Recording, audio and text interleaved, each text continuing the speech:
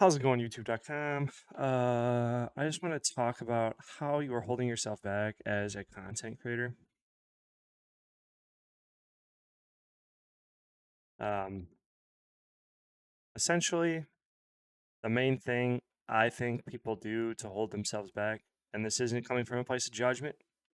It is a judgment based on my own personal experience, actually. So, uh, how that is happening is that you judge others will be how you judge yourself. And this may seem kind of a out there, like abstract point of view. It's like, why does this matter to content creation?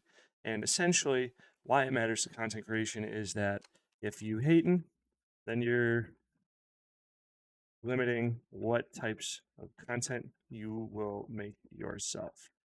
You know what I mean? Like if you think a certain type is trash, this content is trash, then your brain will not recommend it to yourself.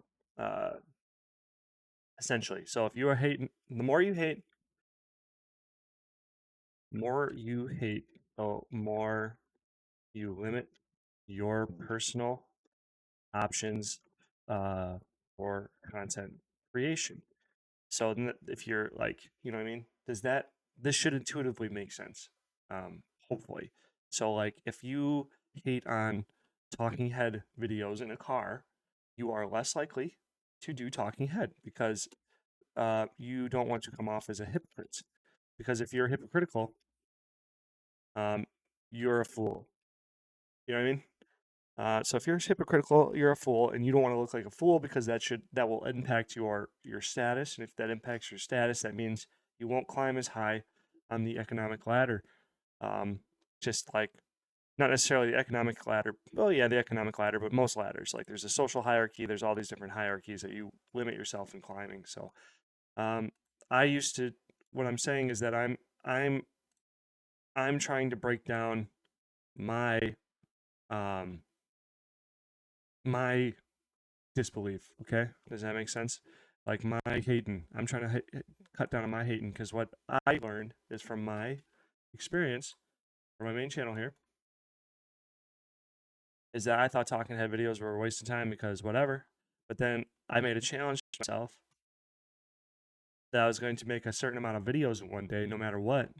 And I got to 102, and guess what happened?